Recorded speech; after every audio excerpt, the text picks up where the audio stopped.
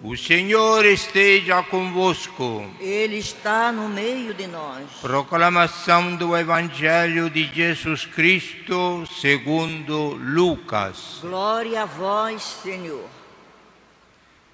Naquele tempo, o Senhor escolheu outros 72 discípulos e os enviou 2 a 2 na sua frente a toda a cidade e lugar aonde ele próprio devia ir. E dizia-lhes: a messe é grande, mas os trabalhadores são poucos. Por isso, pedi ao dono da messe que mande trabalhadores para a colheita. Eis que vos envio como cordeiros para o meio de lobos. Não leveis bolsa, nem sacola, nem sandálias, e não cumprimenteis ninguém pelo caminho. Em qualquer casa em que entrardes, dizei primeiro: a paz esteja nesta casa. Se ali morar um amigo da paz, a vossa paz repousará sobre ele. Senão, ela voltará para vós. Permanecei naquela mesma casa, comei e bebei do que tiverem, porque o trabalhador merece o seu salário. Não passeis de casa em casa. Quando entrardes numa cidade e fordes bem recebidos, comei o que vos servirem, curai os doentes que nela houver, e dizei ao povo: o reino de Deus está próximo de vós. Mas quando entrardes numa cidade e não fordes bem recebidos, saindo pelas ruas, dizei: até a poeira de vossa cidade que se apegou aos nossos pés, sacudimos contra vós. No entanto, sabei que o reino de Deus está próximo. Eu vos digo que naquele dia Sodoma será tratada com menor rigor do que essa cidade. Palavra da salvação. Glória a vós, Senhor.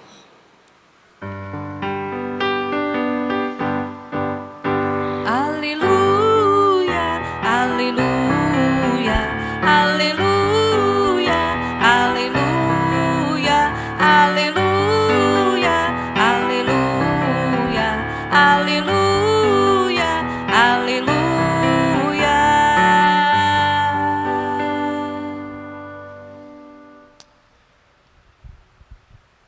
Hoje, os paramentos litúrgicos, em lugar de ser verdes, nós escolhemos a cor branca para não deixar de lado a comemoração de São Benedito, o negro, o preto, porque é uma devoção que é muito espalhada no nosso meio, aqui no Brasil, em modo particular.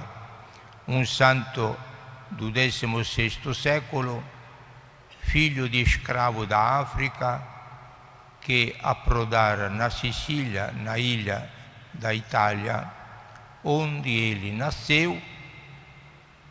Depois foi emancipado, viveu na vida eremítica, depois entrou no convento de franciscanos, viveu muito humildemente, tentando de colocar em prática a vida de São Francisco, o fundador da ordem dos franciscanos. Muito bem. Que este santo abençoa todo o Brasil, lá onde for muito honrado pela devoção, e nos ensine como ele viveu a vida da simplicidade, da pobreza, porque nós temos de deixar este mundo, todo mundo sabe. Mas, infelizmente, o nosso instinto é de correr atrás dos bens materiais, das riquezas, e perdemos o sentido da liberdade interior, da simplicidade da vida. Basta o necessário para ficar tranquilos, sempre cobiçando, diria, os bens que não perecem, aquele do céu. que Jesus anunciava quando mandava pregar, como ele fazia: o reino de Deus está próximo. O que é este reino de Deus de que Jesus falou no Evangelho? O reino de Deus é o reino de viver com Deus, de Deus conosco.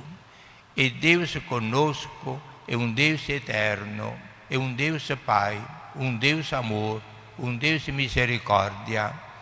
E Ele, como Pai e misericórdia, gosta imensamente de viver conosco, como qualquer Pai bondoso, verdadeiramente Pai carinhoso, tendo toda a alegria dele quando estiver rodeado de todos os próprios filhos, que aproveitam da providência do Pai, mas sobretudo na alegria fraterna. Isto que Jesus quer, fazer do mundo uma casa de Deus, uma fraternidade. Se aqui na terra não dá certo, mas Ele já prepara o lugar definitivo, que o reino de Deus é eterno, que vai chegar depois da nossa morte.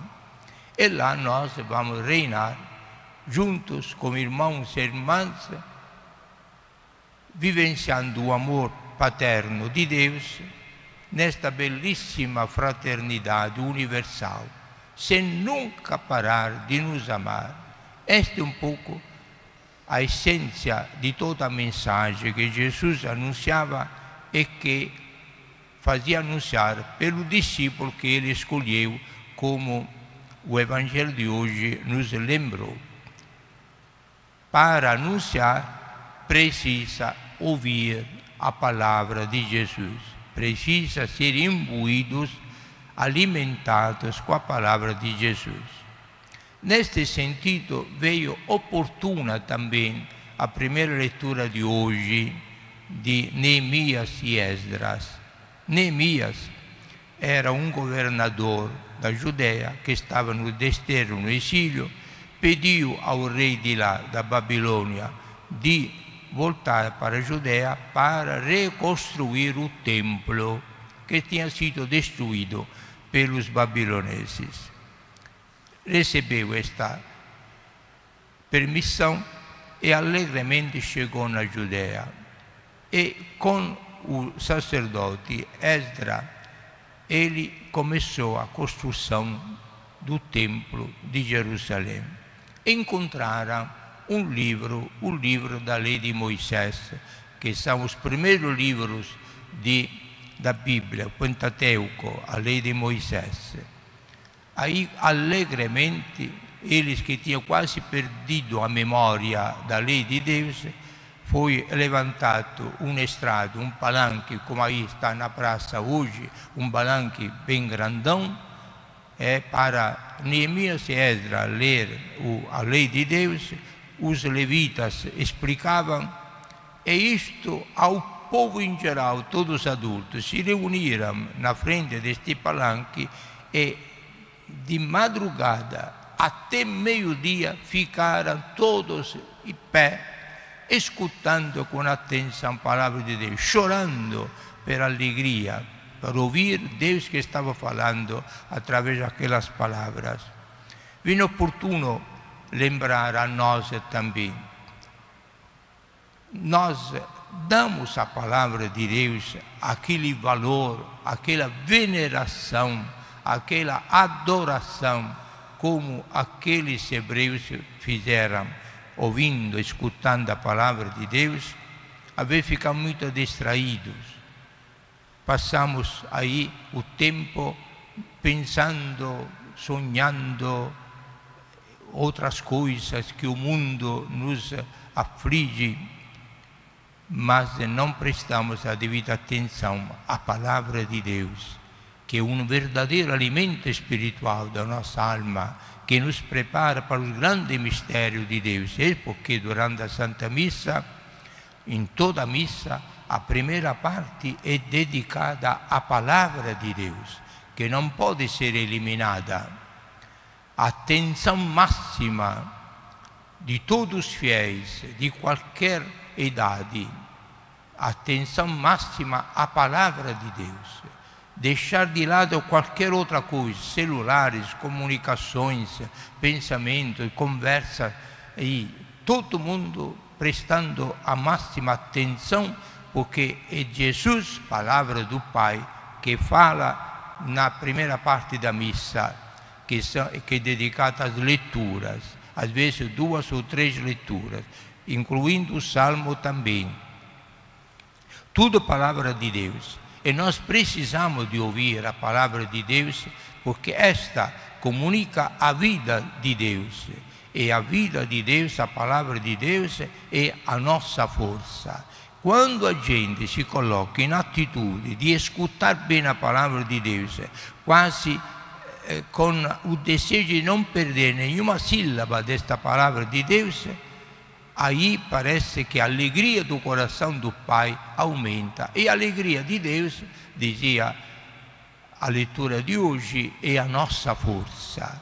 Alimentada da palavra de Deus, aí nós podemos ser admitidos oficialmente a participar da segunda parte da missa, que é a consagração e a Santa Comunhão, em que o mesmo Jesus que falou, nós o recebemos com a graça do Pai do céu no nosso coração, através da Eucaristia, o corpo, sangue, alma e divindade de Jesus ressuscitado, que nos ama e quer comunicar a nós a sua mesma vida imortal, divina, vida eterna.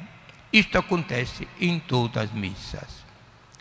Mas Jesus não se satisfaz de ver multidões que lotam os templos sagrados, como esta manhã, como durante o Sírio vai acontecer. O desejo dele é de salvar todo mundo.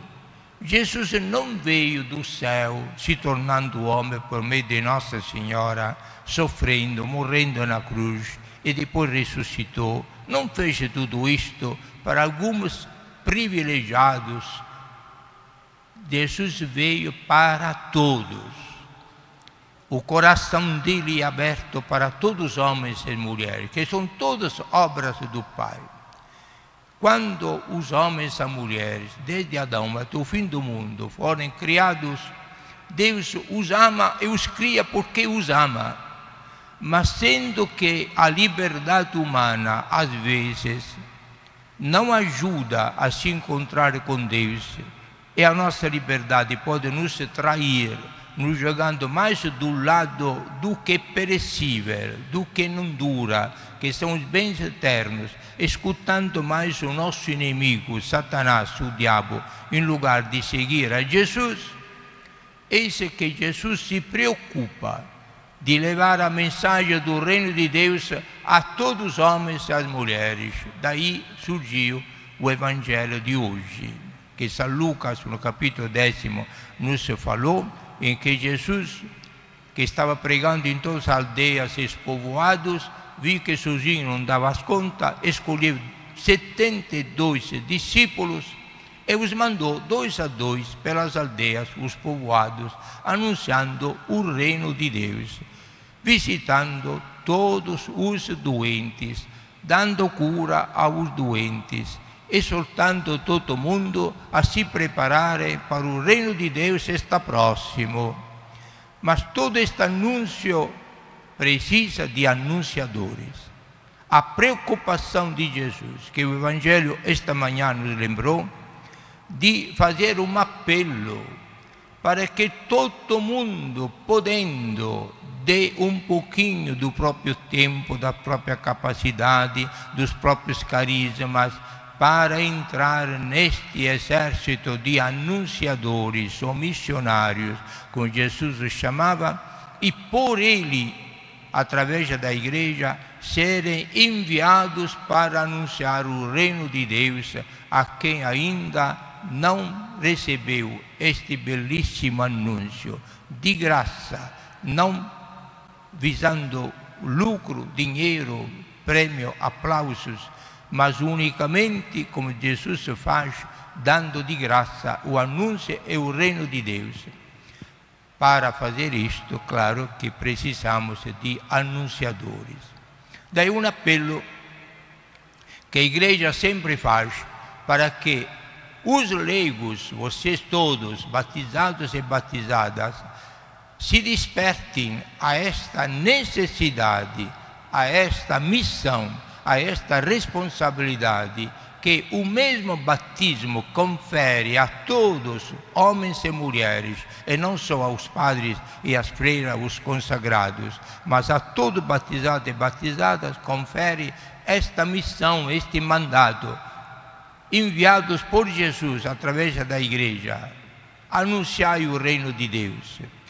De casa em casa, no povoado, na repartição, no trabalho, viajando, sempre batizado e batizada, com o seu testemunho em primeiro lugar e até com a palavra, quando for necessário, anuncia que Deus nos ama, que Deus quer salvar todo mundo, que todo mundo se entregue nas mãos de Deus Pai para receber de graça a própria salvação, que esta caminhada nossa, esta peregrinação sobre a terra é uma verdadeira peregrinação, portanto provisória, que nós todos vamos deixar esta terra, mas o nosso verdadeiro destino não é aqui nem o cemitério, o nosso verdadeiro destino é a casa do Pai, para possuirmos a vida plena, a vida eterna, a vida de Deus, a vida de Jesus, participarmos da ressurreição dele. Esta é a vontade louca, diria, de nosso Deus Pai, que não poupa esforços para poder conferir gratuitamente a todos os homens e as mulheres de todos os tempos e de todos os lugares esta graça, que é uma graça, repito, um presente gratuito da vida eterna, que nós temos de cobiçar sempre, sempre ter no nosso coração, custa o que custar. Podemos perder o mundo inteiro, perder a vida, perder os bens materiais, perder a casa, perder a família, mas não podemos perder a vida eterna, que para garanti-la, Jesus, Deus, que é vida eterna, preferiu experimentar a loucura da morte na cruz para que pagasse o preço da nossa redenção e a todas as criaturas humanas de outros tempos pudesse ser doada a salvação e a vida eterna. Esta é a motivação certa que o Evangelho nos comunicou esta manhã, para que todos batizados e batizadas se despertem a esta responsabilidade missionária. Eu, batizado e batizada, o que estou fazendo na minha igreja, na minha comunidade, na minha paróquia, no meu grupo, para poder anunciar Jesus Cristo, o reino de Deus e a vida eterna? Estou dando a minha pequena que seja colaboração, ou estou de braços cruzados, me omitindo, só recebendo, sendo servido e nunca aceitando de servir aos meus irmãos com a alegria de Jesus, de poder anunciar o reino de Deus? Em base a esta generosidade será medida também a minha vida eterna. Deus não queira que os batizados e batizadas viram todos preguiçosos. Não quero fazer nada, não sou capaz de fazer nada, eu vou usar a igreja quando preciso, mas ninguém venha me solicitar para eu fazer alguma coisa para os outros.